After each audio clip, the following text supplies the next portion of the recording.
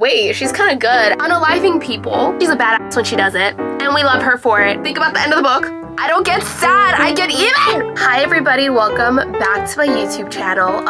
Is back talking about books. Just to start off, if you can hear my voice, I am obviously recovering from a sickness, so just don't mind me. Today, what we're gonna be doing for the video is part 2 to book recommendations based on your favorite songs. And it's gonna be Taylor's version, aka all the songs on this list are gonna be Taylor Swift. So if you like this video idea, please like the video, and then maybe I'll do my part 3 because I do have a lot of ideas for different songs that match books. We're just gonna get into it. Very simple, fun. I love this video. I love when I'm reading a book, before the book even starts, you see an entire set list, an entire album of different songs that match the book. I mean, I never go through them. I don't look at the set list at all. Just love that idea of different types. Who's that? Who is that? Hello? Did you call? What the fuck? That was so random. Okay. So let's just get into it. Let's see the song recommendations. A lot of these could be sarcastic picks. They might be ironic. They're not actually real book recommendations. They are just books that match your favorite songs, whatever that favorite song might be. So I'm not actually, a lot of the time, I might not actually be recommending the book and saying that this book is really good, but what I'm saying is that the song and the book match each other's vibes. Okay, that is what we're going through. Pure vibes alone. We're gonna go through the lyrics. As per the first part, I will not be playing any of the music because I'm not gonna risk the copyright claim, okay? The first Taylor Swift song that I will recommend based on your favorite book is going to be I Can See You by Taylor Swift. If you really like this song, I Can See You, I would recommend to you The Hating Game by Sally Thorne. Why do I recommend this book? I think if you ever listen to the song, listen to the lyrics, it's very much giving co-worker, workplace vibes. It could be a high schooler at school saying these lyrics to a person that they might like in the hallway, wanting to be with them. And to me, when I was listening to this song, I was thinking workplace romance to a T. And what is the main workplace romance? When you think workplace romance, this is the first book you think of. It's The Hating Game. Let's look up the lyrics to this song. You brushed past me in the hallway. Imagine this whole song and Joshua Templeman being the simpy man that he is in this book, saying these lyrics about Lucy in the book.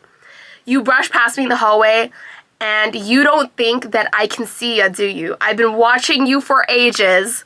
I spend my time trying not to feel it because he literally thinks that she hates him. But what would you do if I were to touch you now? What would you do if they never found out? What would you do if we never made a sound? Because I can see you waiting down the hall for me. And they have their offices right by each other. They can see each other every day, all day, 24/7. I can see you waiting down the hall for me. I can see you up against the wall with me because you know this man's horny for her. And what would you do, baby, if only you knew? And we keep everything professional because they're at work, but something's changed. Tell me the lyrics of this song doesn't match this book.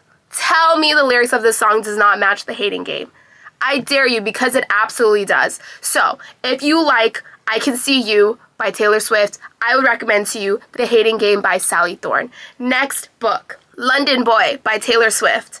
This is going to be a controversial opinion, okay? I am already right off the bat saying controversial opinions. I am a very newbie Swiftie. I started liking Taylor Swift because my friend forced me to go to see the Eras Tour concert. That's when I was like, wait, she's kind of good. And then I went through her whole discography, and then now I'm in my Taylor Swift era. I'm very, very late to the game, but I do like her music. I do like her songs. I do critique some things about her, okay? And the one thing I will say is London Boy is one of those songs that I just don't really vibe with as much. It's not one of my favorites of hers. I'm gonna say that. Like, I know Swifties can go after everybody, so I'm sorry for saying that, but I'm gonna be honest. London Boy by Taylor Swift. If you like this song, I would recommend to you King of Pride by Anna Huang. And if you watched my review on King of Pride, I will link it below. I will maybe put up on top the little thing where you can, click the link and then take you to that video. If you like London Boy, I would recommend King of Pride. Why do I say this? It's basically just because of the song name. It's called London Boy. Kai in King of Pride by Anna Huang, he is British. That's literally it. That's why I recommend this song. Also, for the fact that it's not one of my favorite Taylor Swift songs. It feels more of, to me, a boring song. It doesn't make me feel hardcore emotions as other Taylor Swift songs might make me feel. Just like King of Pride didn't really make me feel hardcore emotions. So it kind of connects. London Boy, kind of a boring song. King of Pride, kind of a boring book. That's the controversial opinion of the day. And also the lyrics of this, there was nothing wrong with Kai in the book. It was just that the book was boring. Like, literally, Kai is the most perfect book boyfriend that you could ever imagine. He was so supportive. He would give up his life. He would give up everything just for the girl, just for Isabella. And he was just so swoon-worthy. London Boy is a song about a swoon-worthy boy. You know what I mean? Like, it's just a lovey-dovey song. You know I love a London boy. He likes my American smile, and also she's American, and he's British. He might not be from London, but he's British, okay? I know I'm making generalizations, but sue me. You know I love a London boy, I fancy you. I love high tea. Like, I can literally just imagine Isabella saying this about Kai, okay? So, if you like London Boy by Taylor Swift, I recommend to you King of Pride by Anna Huang. Just because it's the most boring one of her discography, okay? Next one. Now this one, I'm actually gonna put 2 book recommendations just because I couldn't really choose. And it's gonna be Illicit Affair by Taylor Swift. This freaking song eats me up alive. I love this song to death. I love Illicit Affair by Taylor Swift. I love it. I love it, but it is also so gut-wrenching. And if there's one thing I love about a book is when it makes me feel so many emotions, because I don't feel emotions anywhere else in my life. It makes me feel so many emotions, and it's just so gut-wrenching, and I love a simpy song. And this song is just that. Illicit Affair by Taylor Swift. I would recommend 2 books if you like this song. I would say Normal People by Sally Rooney. Top tier recommendation for Illicit Affair. I think this book, Normal People, is so shattering, heart shattering, and it's about 2 people who are just like, they cannot put the pieces together and they cannot make the relationship work, and they also must communicate and they don't communicate, and there's just so much pain in that relationship. And I know this song in particular is about more of an affair, but it's also about how a relationship kind of breaks you. And she says, and that's the thing about illicit affairs and clandestine meetings and longing stares, because in Normal People, Marianne and Connell love each other. They love each other, they understand each other in a way that nobody else in the world can, but they don't spend most of the book together. They spend most of the book with other people. And I just think it's also the bridge. Don't call me kid, don't call me baby. Look at this God-forsaken mess that you made me. You showed me colors you know I can't see with anyone else. And that bridge, I think it's the bridge. That bridge is the reason why I thought of Normal People for this song, because it's about that type of relationship. It's very volatile, it's very up and down, and it's very conflicting, and it's about someone who's like kind of angry in a way because of that. So that's the first book I would recommend for Illicit Affair. Illicit Affair by Taylor Swift. I would recommend Normal People by Sally Rooney. And it gives the same vibe. It's very torn, it's very angsty, it's very in your feels, and it's about people who want each other, but it's like bad for them in a way, you know what I mean? And then they don't understand until the end that they don't, well, anyway, I'm not gonna get into it. The second book that I would recommend, I think this book is so fitting for the song if you recontextualize the song in another way. I would say, I'm not actually recommending it, okay? It's the only Colleen Hoover book I would say I like, okay? It's the only one I like because it was also the first Colleen Hoover book I read. It would be It Ends With Us by Colleen Hoover. If you like Taylor Swift, Illicit Affairs, I would recommend It Ends With Us by Colleen Hoover. If you don't know anything about this book, it is about an abusive relationship. It is about domestic violence. It is about ending cycles. And it is about a love that basically destroyed. That's the thing about Illicit Affairs, about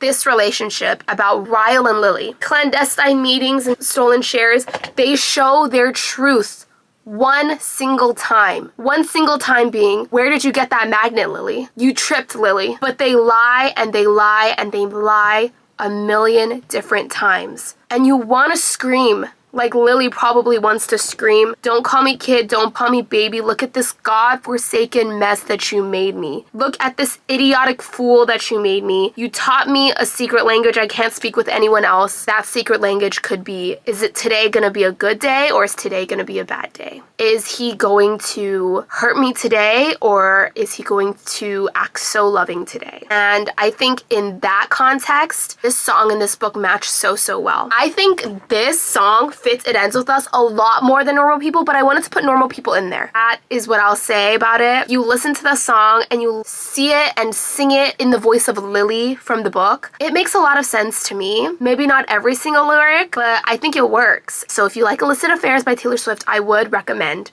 It Ends With Us by Colleen Hoover. The next Taylor Swift song I will be recommending is going to be, this is going to be super on the nose, okay?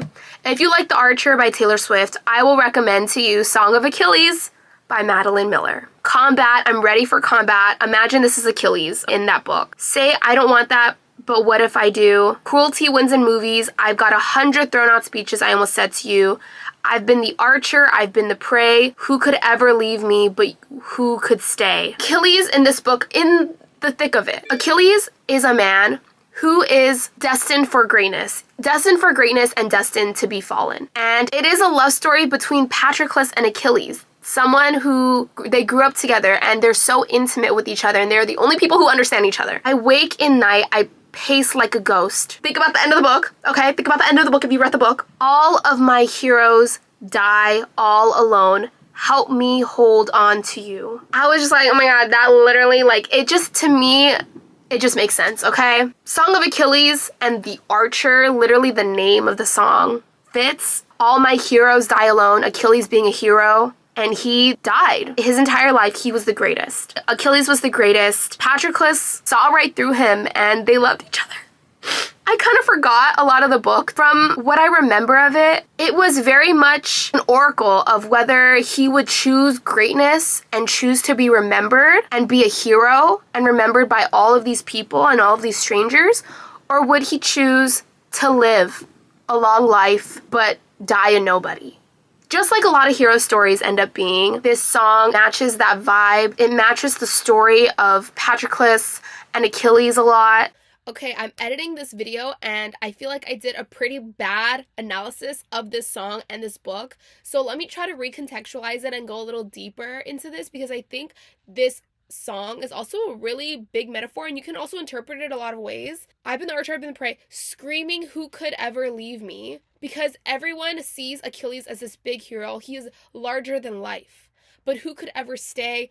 I think you can also contextualize this song to be under the guise of Patroclus. And Patroclus saying this to Achilles, trying to be brave enough to be with Achilles, and then going into battle, and then fighting, and then dying, and then they die together. And then also the lines about the ghost, I wake in the night, I pace like a ghost, watching from the guise of being a ghost and watching Achilles die and kill himself, and then they finally be together in the afterlife. I jump from the train, I ride off alone, because no one can compare to the height of who Achilles is.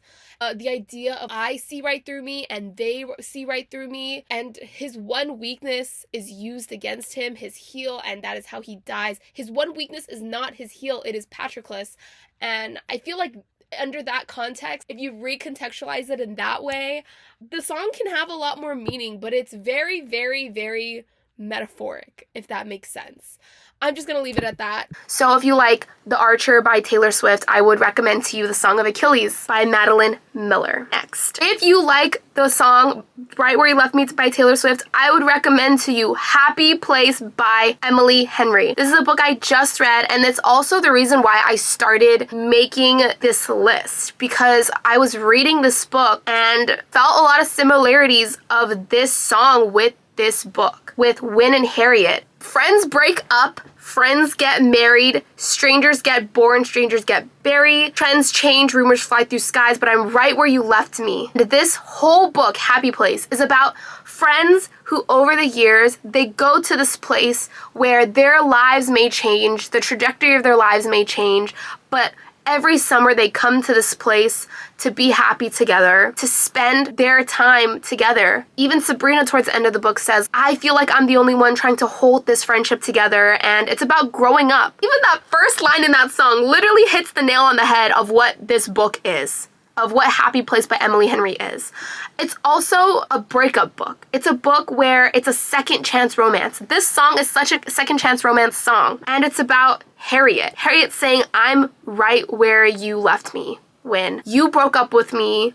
I don't understand why. I'm at a restaurant sitting in a corner I haunt, cross-legged in the dim light. They say what a sad sight. Everyone moved on. I stayed there. Dust collecting on my pinned up hair. They expect me to find somewhere, some perspective. Just about people changing. Everybody moving on. It's about people who are trying to grow, trying to find themselves, and that's also what Harriet is trying to do. She's still 23 inside her fantasy, how it was supposed to be. How Harriet and Wynn were endgame. How they were supposed to be together forever. Sorry, I put my foot up this is how I eat too. Our love died young, I can't bear witness, and it's been so long, but if you ever think you got it wrong, I'm right where you left me. You left me no choice but to stay here forever. And they do end up getting back together at the end of the book. I just feel like it fits. What can I say? So if you like Right Where You Left Me by Taylor Swift, I would recommend to you The Happy Place by Emily Henry. So, if you loved Vigilante shit by Taylor Swift, I recommend to you the Mindf series by St. Abbey. Think about what the book is. So this book is about a girl who's out for revenge, who's literally a serial unaliver and goes around unaliving people because of what happened to her and her brother and her family in the past. She's out for revenge. And you know what? She's a badass when she does it. And we love her for it. We love her for it. Is her last name Myers? Lana Myers? We love her for it.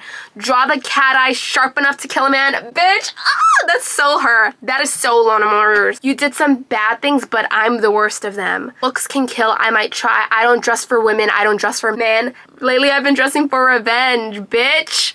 Yes, because that's what she does. I don't get sad, I get even! Literally, the song is her. So, on the weekends, she goes out and she unalives people. I just feel like this song is so Lana Myers coded. I really pray to God that is her name because I'm too lazy to look it up. I feel like if you love this song, you will absolutely devour the book, the Mindfuck series of 5 mini books. You will devour it whole. It is a whole book about this girl getting revenge and being a badass bitch, okay? This whole book and this song is so, it just fits. So if your favorite song is Vigilante Shit by Taylor Swift, I recommend the Mindfuck series by St. Abbey. That is gonna be the end of today's video. I wish it was a little more put together. I feel like I could have explained myself a little better, but I hope you liked the video. Please like the video if you did. Thank you so much for watching. Let me know if you have more songs or recommendations of books that you'd like me to do. I'll try my best to do them. Let me know what you thought about these pairings and about the pairings that I made.